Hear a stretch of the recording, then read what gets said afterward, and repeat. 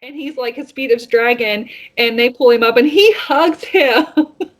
He hated him the whole time on the bus, but he gives him like this huge full hug, and I was like, yeah, that's right. Tell me, darling, could we run away? We could hide away by the cactus desert blue. I can see it just a mile away from this crowded place. I could lay there next to you. Alright, welcome back, friends, to our channel, Best Freaking Friends Forever. So thank you guys for watching. If you guys have not subscribed down below, please do so, or comment or like our page, like our channel.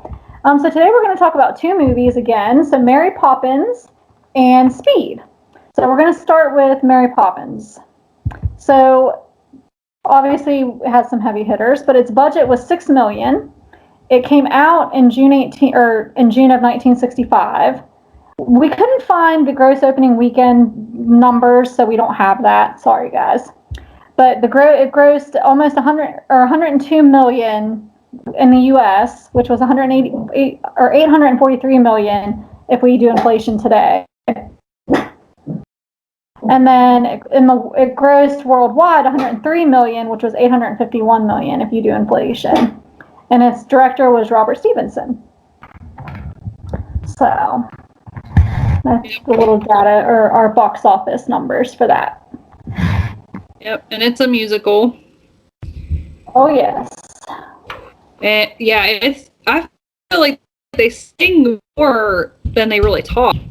There's not a lot of dialogue; it's more singing. Mm-hmm. Well, and the man that played the father almost didn't want to do the movie because he didn't feel like he had a very good, like he was worried about his singing abilities in this movie. He almost didn't want to do it. Yeah. The movie is based off of a book or books that P.L. Travers, her name is Pamela, had wrote these books, and I watched a video on her, and she's quite a character. Sounds like it. Yeah, and she did not really care for the movie. Even after it came out and stuff, and she wasn't a big Dick Van Dyke fan. I like Julie Andrews though, because I know like Julie Andrews, one of her ultimate favorite song that she did in this movie was "Stay Awake" to the kids. Like when she sings that to the kids, and I guess they were going to cut that song. Like they weren't going to put it in the movie. So when she heard that, she was like, so she wrote like a pleading letter to P.L. Travers, who instantly insisted that the song remain in the movie. So she must have had... And they were trying to keep her happy because I guess normally Disney wouldn't allow there to be so much say. Like they allowed, because Disney really wanted this. He really wanted the Mary Poppins books. And so that was like a stipulation is that she had a say. And more than what normally is done. But yeah, I guess she was... And it wasn't just, but okay, so one story I found was, and I told Shelly this one earlier, was that she adopted a twin, and before she adopted this, so she got to pick the twin, and she had this this guy with astrology come in and said, like, base it on their birthday, like which one is the better one. And so he was like, well, this one. So she adopted him, and then the other one, I guess, stayed with the birth mother. So that kind of tells you she was eccentric, I think. So it wasn't, back in this day, a lot of people were like, well, she's just a woman. They always complain, but I think this situation, she was a little different. Mm-hmm. So, yeah. So when they say she was hard to work with, I believe that. At least in this case, it sounds like a little bit, yeah. Yeah. But we were talking earlier too that we both agree that kind of Bert made the movie, I think. I agree. I mean, not saying that Julie, because like we said, I think Julie... Yeah. And they wanted her really bad for this movie, like enough that they were going to, like when they first, like they wanted to cast her for the lead after seeing her in, I guess, Camelot on Broadway. And they approached her about it, and she's like, well, I'm pregnant.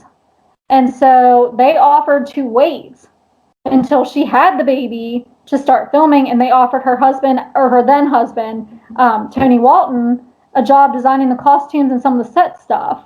Nice. They also gave, like, Disney himself gave the couple a personal escorted tour of Disneyland to help them, and the studio, to help them make up their minds. Like, they really, really wanted her. Yeah, for the red carpet. Pretty much. Yeah.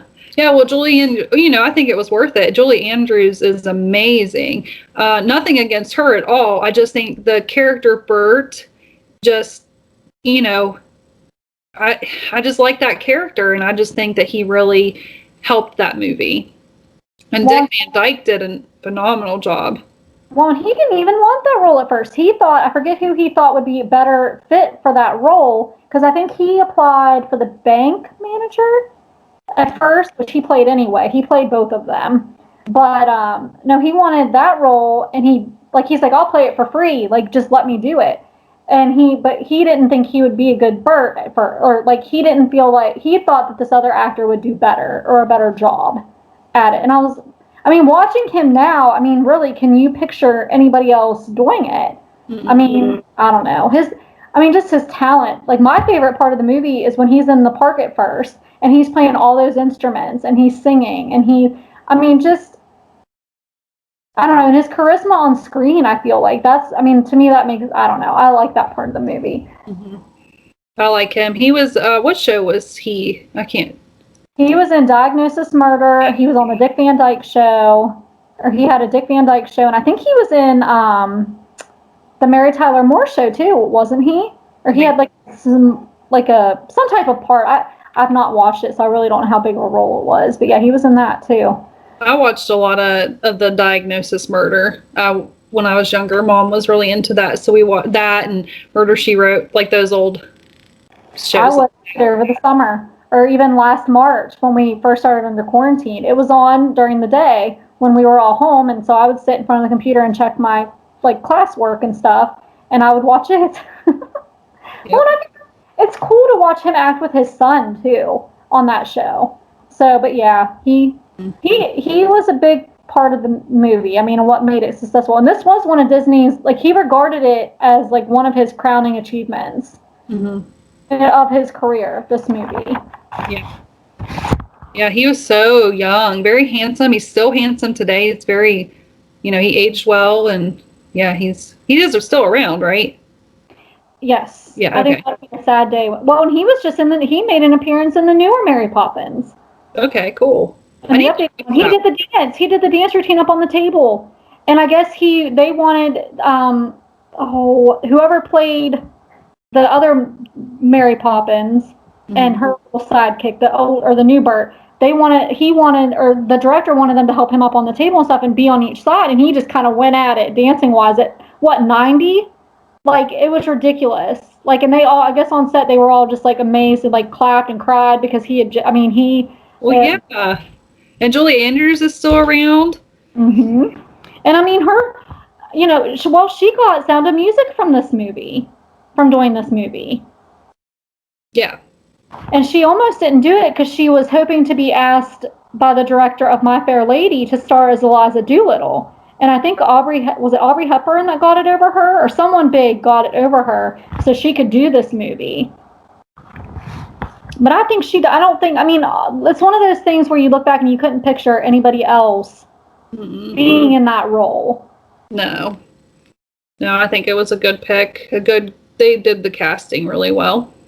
Oh, and just the interaction with the kids, how well she does with the kids. Mm-hmm. And I think I read that she didn't have any screen time with the mother at all.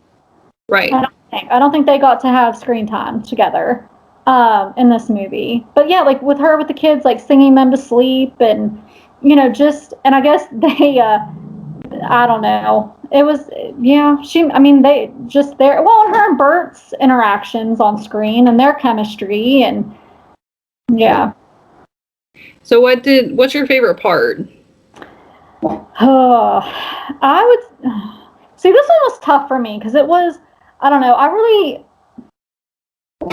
really like either the stay awake scene where she's singing to them, or I like Bert's first scene where he's dancing in the park to everybody and kind of collecting money, or or maybe three, the chimney or the chimney sweep scene at the end where they're all dancing, because it's just crazy how well they do.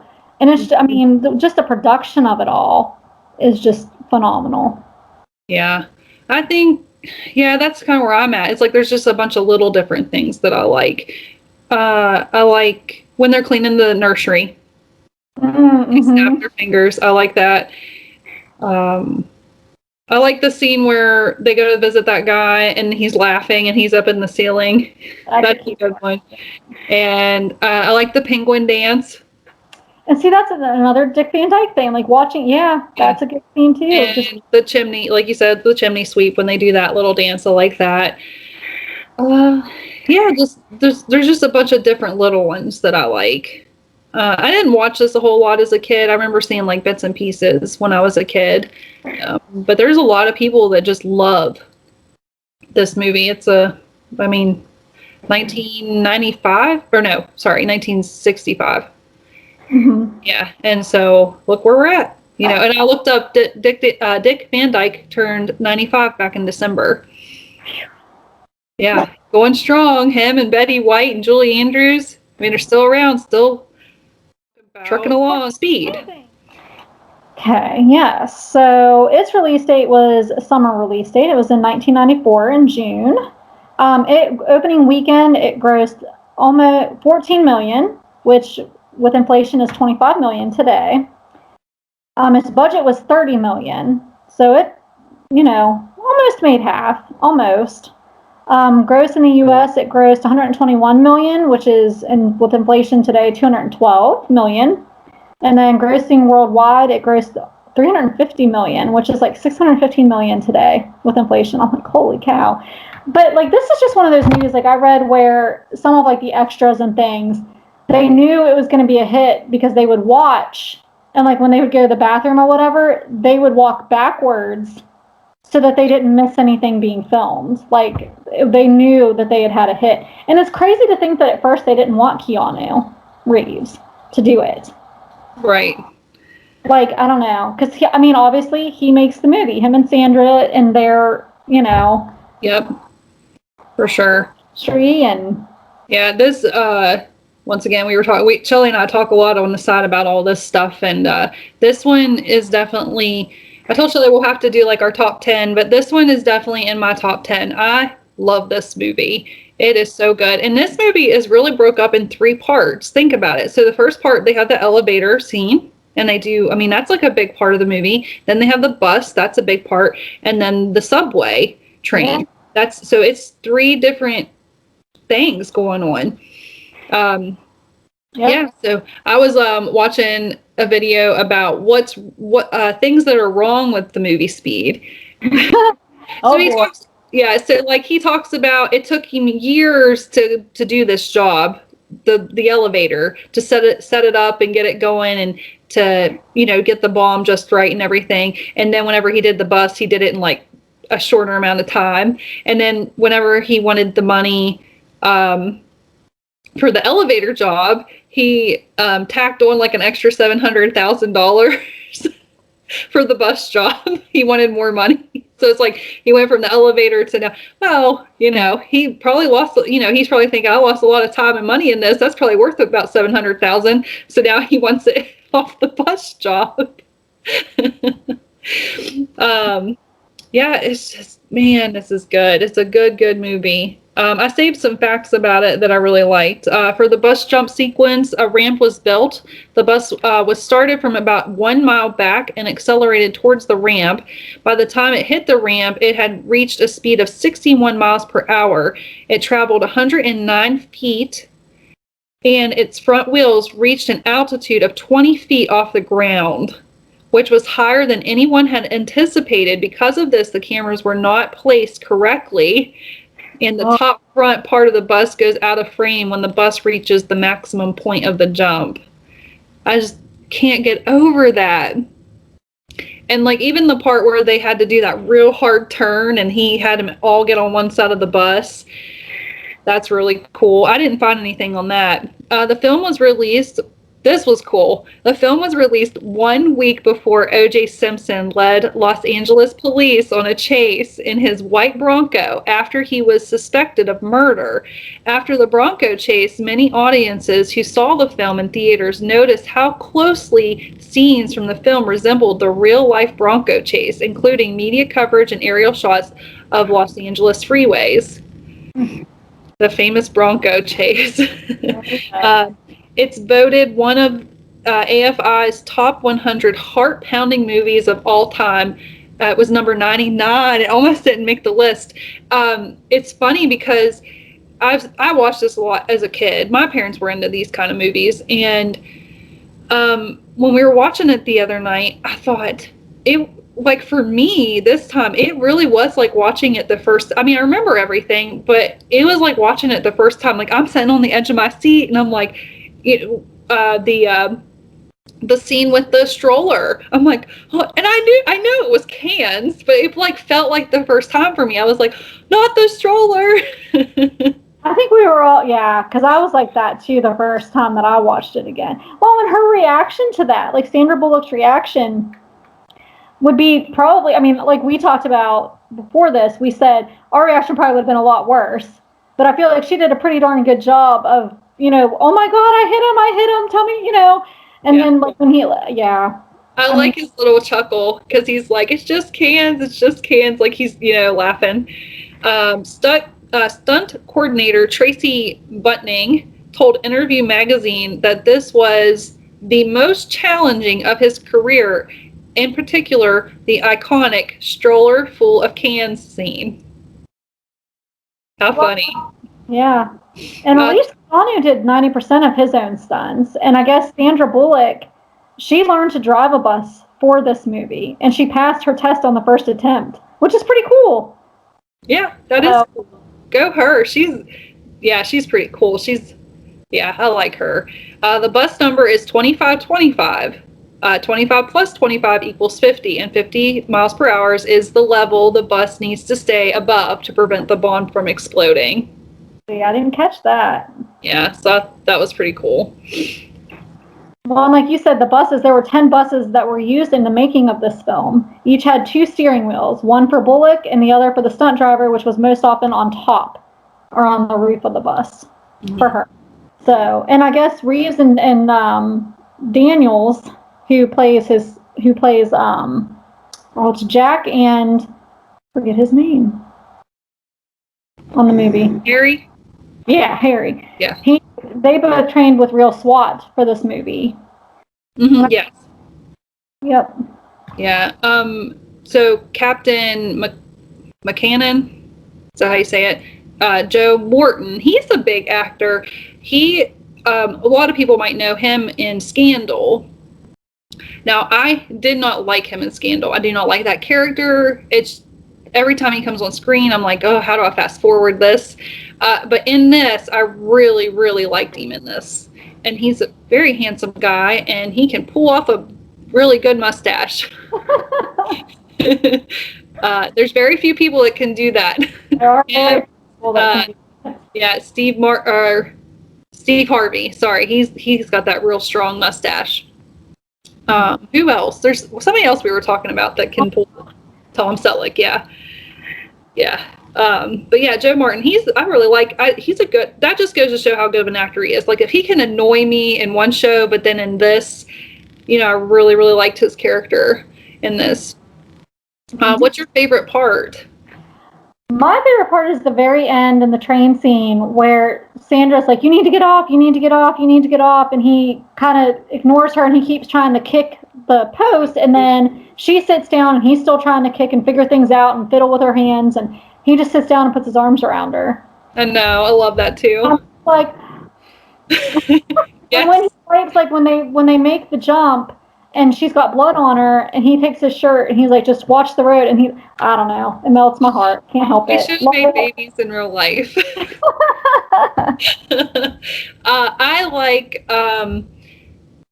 the part where they're on the bus. Okay, so they get everybody off the bus. They're able to get all of everybody off, and then they open the door, they like put the thing on the gas pedal to keep the bus going, they tie the string to the wheel and attach it to the door so they can slide out from underneath. And I really like just like all of that, like that whole thing that they do. And then they slide out from underneath and then get out from underneath the bus. I really like that part. That's a pretty sweet scene. Yeah. I think I have a couple others, but that one, even as a kid, I remember really liking that part. Oh, it was so cool to see that, and then they land, and just cool. Like that's something you get. Well, they talk about basing their relationship in that scene, and then again in the subway train, they talk about it again. So they're in the same position. Just got over like a traumatic situation. I asked Tony what his favorite part was, and he said what they're going to base their relationship on. I'm like, come on, that's such a man answer. Well, and like we talked about how they really, I mean, like we said, I don't know, like they were very close during filming. Like I think they both said that they liked each other like more than just friends, but neither one of them would act on it for some reason. And they even said today that they did. I mean, they'll admit it. They both have said that. Could you imagine, like, if they would have? Yeah, I mean, come on, their chemistry on that movie. Come on. I know. I just love it. And the crazy thing is, Keanu almost didn't do this movie because he thought it was the original script was too close to Die Hard, he thought. So when they brought someone new in to change the script, then he took it. But he wasn't going to take it if it would have stayed with the original script because he said it was too much like Die Hard. Yeah, he's very intelligent.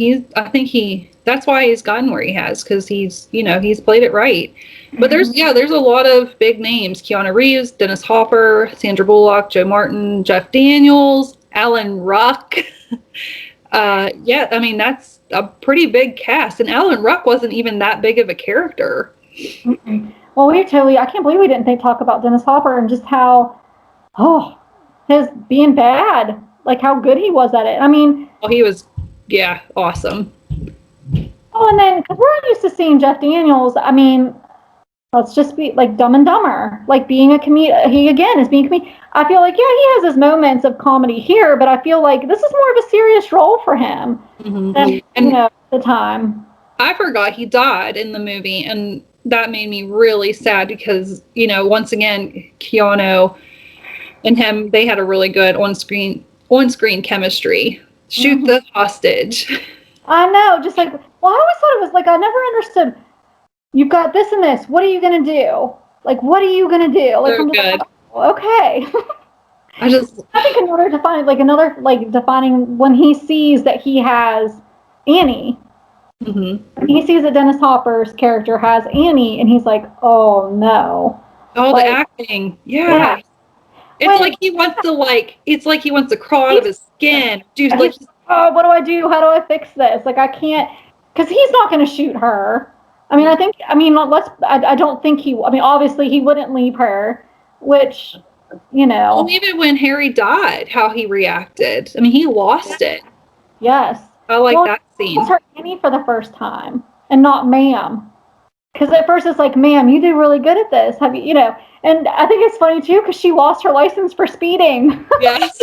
That's a good one. And so he's like, so what are you riding the bus for? Why don't you have your car? And she's like, I got a ticket. And he's like, for what? Or she's like, I lost it. And he's like, for what? Because I sped, or I was speeding. Well, and she said something like she had plans. At some point in the movie, she says she has plans, and I was waiting for her to say traffic court. But they did little things, yeah. I like Ortiz. Oh, yes. Yeah, shut up, man. But he hugs Alan Ruck when Alan Ruck almost didn't make it off the bus. And he's like, his feet is dragging, and they pull him up, and he hugs him. He hated him the whole time on the bus, but he gives him like this huge full hug, and I was like, yeah, that's right. Well, like you said, they'd all been through that traumatic experience, and they'd all had to like go through that together. And it's like, either we band together or we're not going to make it. Right. Like, either work together or we're going to hurt ourselves by not working together and being divided. Right. Yeah. It's, man, this movie, it gives me goosebumps just thinking about it. It's like you cry, you laugh, you're on the edge of your seat. just love this movie. Yeah, it's definitely top 10. It could probably even be almost my top 5 probably. So, well, as we go through this, I'll have to find out for sure. But I mean, we were 20 minutes in and I look over at Tony and I'm like, this is so good. I was like, I just love it. Yeah, I just like how they get on the freeway even, and they finally get a place where they don't have so many obstacles. Mm-hmm. But even then, they still have a bunch. I like the scene too where they wheel him under the bus to not detonate, but what's the other word? To deactivate or to dearm the bomb. Right. That's really, and then he stabs the gas can or the gas thing. He stabs that and has gas all over him. And yep. Well, and I guess he actually was wired underneath the bus to do that. At least a part of under the sea, he really was to do that. Yeah. Yep. Well, that's. Well, and again, her reaction to when she thought she ran him over. Oh yeah. Check the back. Check the back. Yeah. Did he? Yeah. And yeah. I mean, yeah. Yep. Good movie. Good. Well, like you said, it's got a little bit of everything. It's got comedy, it's got really, really seriousness, and it's got sadness to it. Yeah. And the bad guy gets taken down by the good guy. Mm-hmm. Yay! She's like, where is he? And she's like, he lost his head. I'm like, that's really...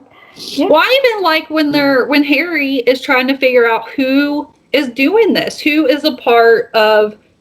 who's making these bombs, and because he can't pinpoint it, he's like, everybody always has like that one they like to work with, and this guy, he just did bombs all over the board. Like he was using all kinds of stuff, and he used that watch. Like he's like, well, I couldn't really just put Howard Payne. He's like, I had to make it a little bit, of a guess. And then I was like, how did he get that bunny out of that trash can without them seeing? And then it clicked with me, he had dug that hole previously. Mm-hmm. Yep. Yeah, so that was, I mean, just that part of the movie, just like the bombs and Dennis Hopper's character doing that, just kind of working with all of that was really neat. Well, and at the beginning when they're trying to figure him out, when he detonated the elevator 3 minutes early. Yeah. And he was like, why would he do that? And Jack was like, well, he's here. He's watching. He could hear or he saw what we were doing. And at first, I don't think Harry believed him or didn't think about it. And then they finally do. And then they found out that they were in the service elevators, right? Mm-hmm. So that's just them trying to... Well, he could hear what they were saying. You could see him in the elevator where he could hear everything they were saying. Yeah. So, but they didn't know that he was there at the time. Yeah. Oh, man. Yeah, like even the elevator scene kept me on my seat. Like that last lady, I'm like, get off the elevator, get off the elevator. I have to say, I would have been freaking out at her if I would have been. I'm like, let's go now, I think, honestly, I don't know. You never know until you're in that situation. But I think that I'd have been that person. I'd have been the one like, I can't move. Like you just be petrified with fear. Like. Yeah. I really think I'd be that person. And that's what her issue was. And then even when they were lifting her up, she's like, don't drop me, don't drop me, don't drop me. I don't like elevators anyway. I have nightmares about elevators. When we went to college, there in the parking garage, there was an elevator that would just never work. I don't know if you remember that or not, but it would, it was the one, and you would get on, and you would push the button, the floor you need to be on, and it wouldn't move. It would just sit there.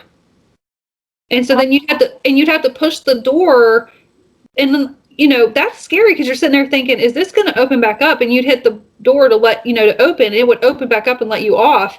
And I'd always forget for some reason, I always forget which one it was. It was the left or the right side. And I always get on the wrong one. And there was times where I was like, forget this. I'm just walking down the stairs. And I would. I have a fear of elevators. I don't like them. I'm always afraid they're going to fall. And I guess that's not a thing. Them falling is not a thing. Well, and if you notice in the movie, the backup or the brakes, I guess they call, I don't know what they call them. Like, I guess, I don't know if they're considered emergency brakes, but they did kick in after a couple floors. Yeah.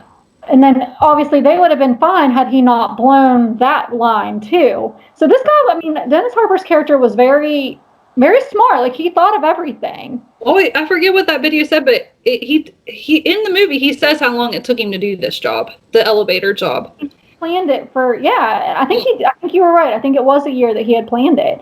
And I mean, my goodness, I mean he literally thought of everything. Mm-hmm. Other than them. And that's the thing. So he took him forever to figure that out. And that is what's wrong with this movie. Like in the bus, he had to get this bomb to where it would detonate if it went below. Once it hit 50, then once it went under, it could blow up. Mm-hmm. So, you know, how in a short amount of time, how did he figure all the mechanics out? But maybe because he learned so much from the elevator job, maybe that's why, you know, with, you know, the bus job, he could get through it quicker. So maybe, you know, that's what I'm going to go with.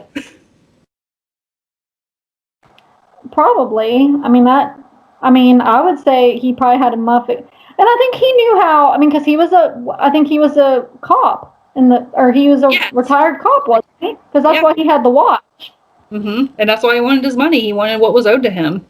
Mm-hmm. Yeah. I mean, this is what happens when people are pushed the wrong way. Well, and that's what they said. They didn't want the typical bad guy. They wanted one that you would think would be good and you wouldn't necessarily go to first to say, oh, this guy did it. But someone that kind of just lost it one day, like just kind of a flip or a switch flipped, and he kind of just lost it. Yeah. Another scene that I like, I know this is bad, it's morbid, is when him and Jack are on top of the train and they're struggling. And Jack lifts him up, and it decapitates him. Well, that's why I said the funny scene when he comes back and she's like, where is he, blah, blah, blah. And he's like, he lost his head. Like, I mean, it is morbid, but literally. I mean, I don't think she knew that at first, but obviously that's what he meant. He lost his head. Yeah. Bye-bye. I mean, back to in the movie, he really did lose his head, like in all intents and purposes. Like I mean, emotionally and mentally, he really did. I mean, he lost it. He was no longer reasonable. Well, his job was, he was part of the bomb squad, right? Because that's why he knew so much about bombs, too.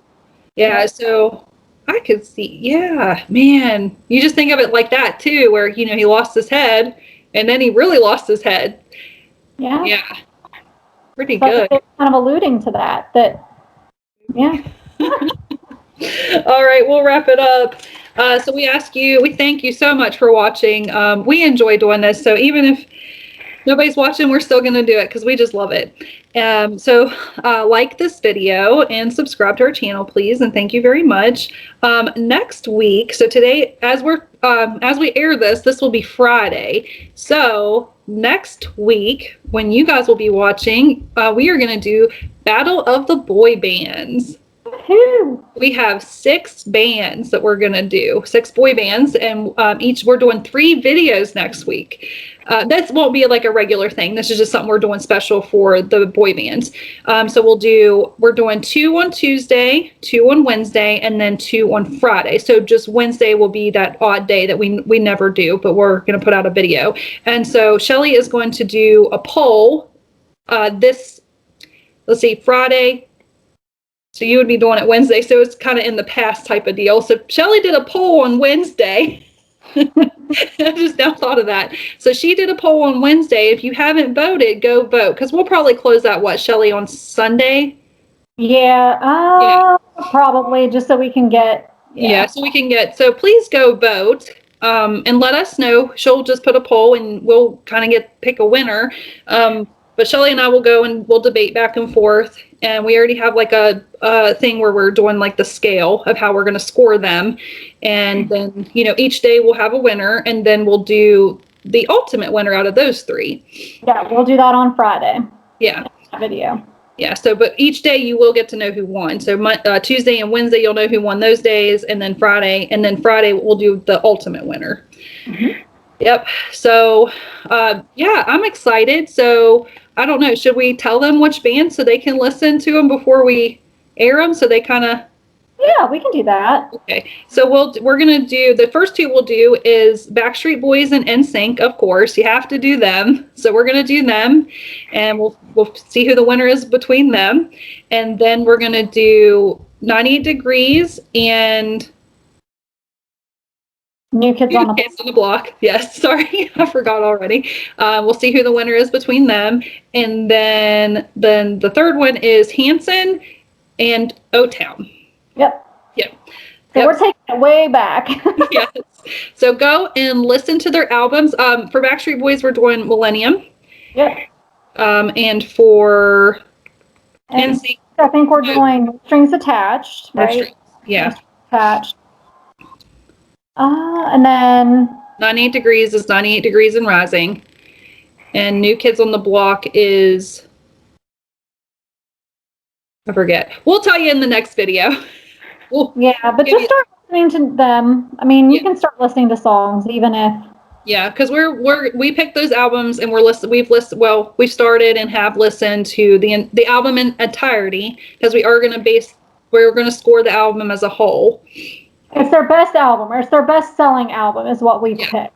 And we are, like, with the music, like, yeah. So we'll tell you, too, how they're going to be scored so that you guys don't think we're crazy when we come up to, oh, my gosh, they picked so-and-so? Because, obviously, we all know that there's diehard NSYNC, there's diehard Backstreet Boys especially. And I feel like now there's definitely Backstreet Boys and New Kids because they go together. Like, they tour together or have toured together and are still performing today. So it'll be interesting to see. I'm very curious. I know, I'm excited. It's going to be fun. I like the whole battle thing. It'll be just a little change up on the channel for a little bit, but it's like a Glory Day thing because this is back in the day. Yep. And then we're really changing up. Are we going to tell them? We can, yeah. We're going to do a newer Netflix series that has become.